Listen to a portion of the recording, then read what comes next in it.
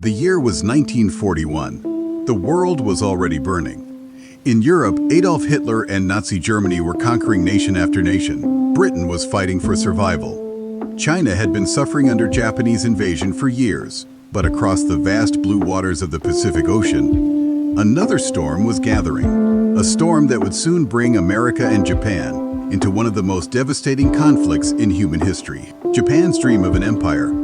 By the early 20th century, Japan had transformed itself into a modern military power. Just decades earlier, it had been a relatively isolated island nation. Now its leaders dreamed of something much greater, a Japanese empire dominating Asia. Japan's leaders believed that their country lacked the natural resources needed to become a global superpower. They had limited oil, limited iron, limited rubber, and other critical materials. If Japan wanted to build a mighty empire, it would need to secure resources from other territories. That belief would set Asia on a path toward war. The invasion of China. In 1937, Japan launched a massive invasion of China. The Japanese military was highly trained and well-equipped. Chinese forces were larger in number but less organized and less prepared. Japanese armies pushed forward rapidly. Cities fell. Villages were destroyed. Millions of civilians were displaced. The conflict grew increasingly brutal, drawing the attention of the entire world. Among those watching closely was the United States. America becomes concerned. At that time, America was not directly involved in the war. Most Americans believed their country should stay out of foreign conflicts. But American leaders saw growing danger. If Japan dominated Asia, it could threaten the balance of power in the Pacific. American trade routes could be endangered. Military interests could be challenged. And eventually, America's own security could be at risk. Economic pressure. Japan's war machine depended heavily on oil. Much of that oil came from the United States. Washington warned Tokyo. If Japan continues its aggression, economic consequences will follow. Japan ignored the warnings. In response, America began imposing economic sanctions. These restrictions posed a serious threat to Japan. Without oil, warships could not sail, aircraft could not fly, tanks could not move. Military operations would eventually grind to a halt. Japan's leaders knew time was running out. Secret meetings. Throughout 1941, Japan's top military leaders met behind closed doors. One question dominated every discussion. What should Japan do next? Some favored diplomacy. Others believed negotiations could still prevent war. But powerful military factions had a different idea. They believed that if America stood in Japan's way, America would have to be neutralized. It was an extraordinarily risky strategy. The United States was one of the most powerful industrial nations on Earth. Its factories could produce weapons at an incredible rate. Its economy was enormous. Its population far exceeded Japan's. Yet many Japanese leaders believed that a sudden, overwhelming strike could shatter American morale before the United States had time to respond. The man with the plan, one of Japan's most respected naval commanders, was Isoroku Yamamoto. Unlike many of his colleagues, Yamamoto understood America's strength. He had studied in the United States and knew the country's industrial power firsthand. He believed that Japan would struggle in a long war, but he proposed a bold solution. If Japan could destroy America's Pacific Fleet in a surprise attack, it might gain enough time to secure its empire throughout Asia. The plan was kept under the highest level of secrecy. Its target would become one of the most famous locations in military history, Pearl Harbor, the gathering storm. During the final months of 1941, Japanese warships quietly prepared for a mission unlike any before. Pilots trained relentlessly, commanders studied maps, strategies were refined in secret. The world had no idea that history was about to change. Meanwhile, life in America continued as usual. People went to work. Children attended school. Sailors carried out their daily duties. No one realized that far across the Pacific Ocean, a powerful Japanese fleet was moving silently through the cold waters. Its destination was clear, its mission was set, and within weeks the attack would shock the world. The fleet was heading toward Pearl Harbor. December 7th, 1941, a peaceful Sunday morning. The sun rose gently over the Hawaiian Islands. At the American naval base of Pearl Harbor, sailors were waking up, eating breakfast, and preparing for another ordinary day. Some were writing letters home. Others were cleaning ships. Many were still asleep. No one knew that hundreds of miles away a Japanese strike force was already moving into position. The attack had been months in the making, and in just a few minutes the world would change forever. The Silent Fleet. Far out in the Pacific Ocean, 6 Japanese aircraft carriers sailed through the darkness. On board were more than 350 aircraft. Fighter planes, dive bombers, torpedo bombers, torpedo bombers. Their pilots had spent months training for this moment. The mission was simple: destroy the American Pacific Fleet before it could interfere with Japan's plans in Asia. The pilots received their final orders. Engines roared to life. One by one, aircraft launched from the carriers and headed toward Hawaii. The attack had begun. As the Japanese planes approached the island of Oahu, they encountered little resistance. American radar operators actually detected incoming aircraft, but the warning was misunderstood. Officials believed the planes were friendly American bombers expected from the mainland. No. Alarm was raised at approximately 7:48 a.m. The first wave arrived. The Japanese commander sent a coded message: "Tora! Tora! Tora!" The surprise was complete. Fire from the sky. Moments later, explosions shattered the morning silence. Bombs rained down from the sky. Torpedoes slammed into battleships. Machine guns tore through aircraft parked on airfields. American sailors rushed from their bunks in confusion. Many had no idea what was happening. Some thought it was a training exercise. Others realized the horrifying truth almost immediately. America was under attack. The destruction of the fleet. One of the primary targets was the mighty battleship Fleet, anchored in the harbor. Ship after ship was hit. The most devastating moment came aboard the USS Arizona. A bomb penetrated deep into the vessel and detonated its ammunition magazine. A massive explosion ripped through the ship. The blast was so powerful that it lifted the battleship from the water. Within minutes, over 1,000 sailors were dead. Flames and smoke filled the harbor. The burning wreck would become one of the most enduring symbols of the attack. Chaos everywhere. Across the island, American forces struggled to respond. Aircraft lined up wingtip to wingtip on airfields became easy targets. Many were destroyed before they could even take off. Pilots raced toward burning runways. Anti-aircraft crews scrambled to man their guns. The sky became a battlefield. Explosions echoed across the island. Black smoke rose thousands of feet into the air. Pearl Harbor had become a scene of destruction. The second wave, after the first assault, a second wave of Japanese aircraft arrived. More bombs, more torpedoes, more destruction. Ships already damaged were hit again. Buildings collapsed, fuel depots burned. The harbor looked like an inferno. Yet, despite the devastation, several important American aircraft carriers were not present at Pearl Harbor that day. Their absence would prove critical in the months ahead. The attack ends. After roughly 2 hours, the Japanese attack force withdrew. The operation had achieved tactical success.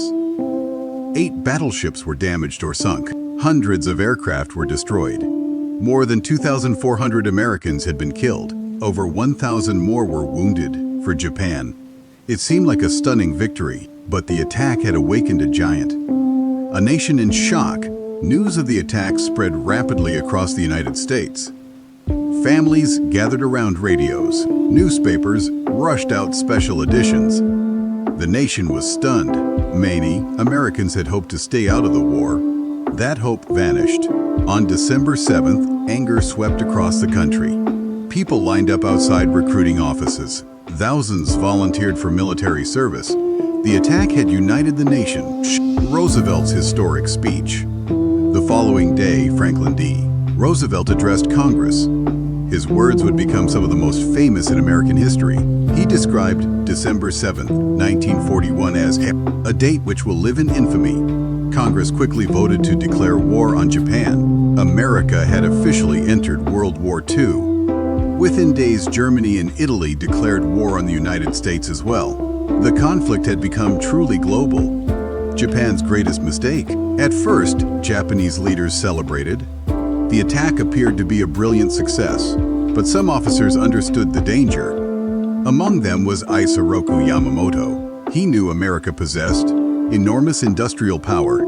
He feared that instead of breaking American resolve, Pearl Harbor had strengthened it. The United States would now devote its full strength to the war. And once that happened, the conflict would become far more difficult for Japan. The road ahead would be long and bloody. Pearl Harbor was only the beginning. While Americans were still mourning their dead and repairing their shattered fleet, Japan was already launching a massive offensive across Asia and the Pacific. The attack on Pearl Harbor had never been the ultimate goal. It was merely the first move in a much larger plan. Japan wanted an empire, and now, with America's Pacific Fleet crippled, Japanese forces moved with breathtaking speed. For a few months, it seemed as if nothing could stop them.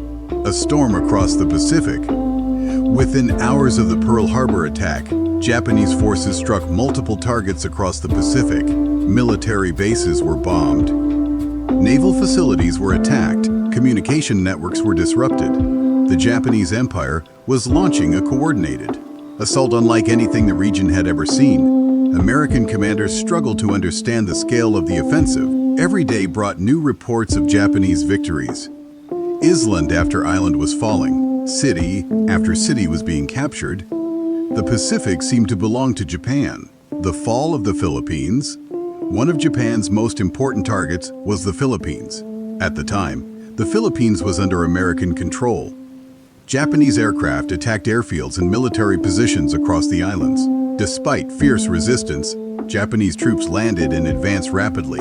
American and Filipino soldiers fought bravely, but they faced overwhelming odds. Outnumbered and undersupplied, they were forced to retreat toward the Bataan Peninsula. The battle became a desperate struggle for survival.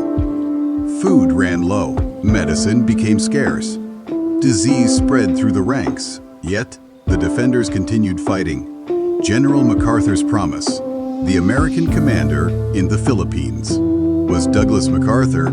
As Japanese forces closed in, Washington ordered him to evacuate. Leaving his troops behind was one of the most painful decisions of his career. Before departing, MacArthur made a promise that would become legendary.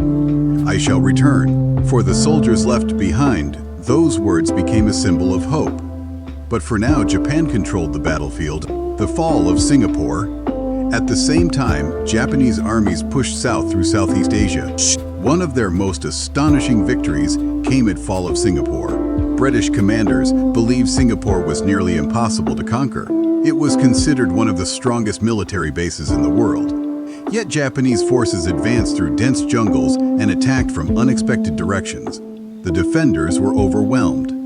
In February 1942, Singapore surrendered. The defeat shocked the world. A fortress once thought invincible had fallen in just a matter of weeks. The rise of a new empire. By early 1942, Japan controlled an enormous area. Its empire stretched across vast regions of Asia and the Pacific. The Japanese military now had access to valuable resources. Oil from the Dutch East Indies, rubber from Southeast Asia, strategic ports and naval bases, important shipping routes. Japanese leaders believed their vision was becoming reality. They spoke of creating a new order in Asia under Japanese leadership. For a moment, their dream appeared unstoppable. Life under occupation. For millions of civilians, however, Japanese occupation brought hardship and fear. Many communities faced strict military rule. Food shortages became common. Resistance movements emerged throughout occupied territories. Secret networks formed. Guerrilla fighters began planning attacks against Japanese forces. The war was no longer only a clash between armies. It was becoming a struggle that touched the lives of ordinary people everywhere. America's darkest hour. Back in the United States, the news was grim. Pearl Harbor had been devastating. Now, reports of defeat arrived almost daily. The Philippines was collapsing. British forces were retreating. Japanese victories seemed endless. Many Americans wondered whether Japan could actually dominate the Pacific. But beneath the surface, something important was happening. America's factories were awakening. Shipyards worked around the clock. Aircraft production increased dramatically. Millions of citizens joined the war effort. The nation was preparing for a long fight, and unlike Japan, America possessed enormous industrial strength. Every month, more ships, tanks, and aircraft rolled off assembly lines. The balance of power was slowly beginning to shift. Japan reaches its peak. By the spring of 1942, Japan had achieved nearly everything it had hoped for. Its empire was larger than ever before. Its military appeared unstoppable. Its enemies were retreating. Many Japanese commanders believed victory was within reach, but success created a dangerous sense of confidence. Some leaders began to believe that America lacked the will to continue fighting. They underestimated their opponent. And that mistake would soon have enormous consequences. A new battle approaches. American codebreakers were working tirelessly. Naval intelligence officers intercepted Japanese communications. Slowly, they began uncovering clues about Japan's next major operation. The Japanese planned to strike again. This time, the target was a small island in the Pacific. An island that most people had never heard of. An island called Midway. There, one of the most important naval battles in history was about to begin. A battle that would change the course of the entire war. June 1942. Just 6 months after Pearl Harbor, Japan stood at the height of its power. Its empire stretched across Asia and the Pacific. Its navy seemed unbeatable. Its soldiers had conquered territory at an astonishing pace. Many Japanese commanders believed that one final decisive victory could force America to negotiate peace. To achieve that goal, they prepared a new operation. Its target was a tiny speck of land in the middle of the Pacific Ocean, a place called Midway. What happened there would change the course of history. Japan's master plan. The architect of the operation was Isoroku Yamamoto. His strategy was bold. Japan would attack Midway Island and lure the remaining American aircraft carriers into a trap. Once the carriers appeared, Japan's powerful fleet would destroy them. Without carriers, America would have little ability to challenge Japanese dominance in the Pacific. The plan looked brilliant. There was only one problem. America already knew about it. The code breakers, hidden inside a quiet intelligence center in Hawaii, American cryptanalysts worked day and night. For months, they had been intercepting Japanese radio messages, piece by piece. They began cracking Japan's naval codes. The messages repeatedly referred to a mysterious target called AF. American analysts suspected AF meant Midway, but they needed proof. A clever plan was devised. Midway sent an unencrypted message reporting a shortage of fresh water. Soon afterward, Japanese communications reported that AF was experiencing water shortages. The mystery was solved. AF was Midway. America now knew where Japan intended to strike. Preparing the trap, American commanders moved quickly. 3 aircraft carriers were positioned northeast of Midway. The carriers were US Enterprise, US Hornet, US Yorktown. The Japanese believed these carriers were far away.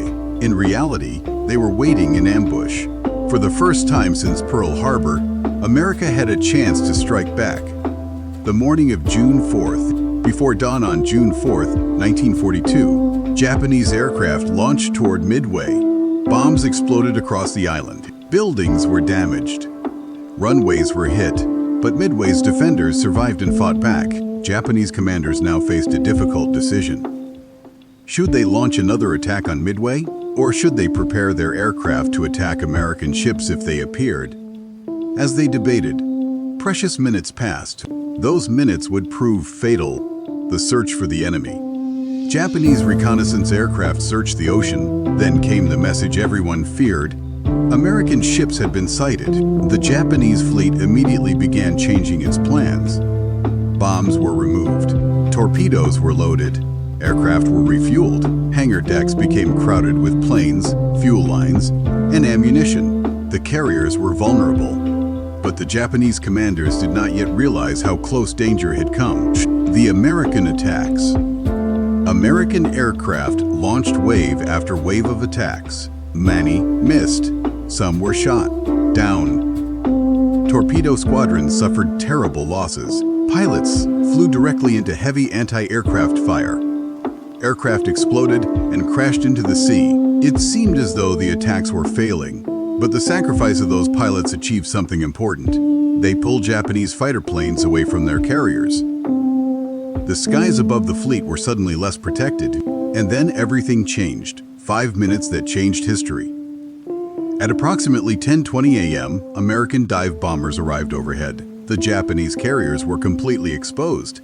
Fuel hoses lay across the decks. Bombs and torpedoes were scattered throughout hangars. Aircraft were packed tightly together. The timing could not have been worse for Japan. The American bombers plunged toward their targets. Bombs fell. Explosions erupted. Within minutes, 3 major Japanese carriers were burning. Akagikaga Soryu.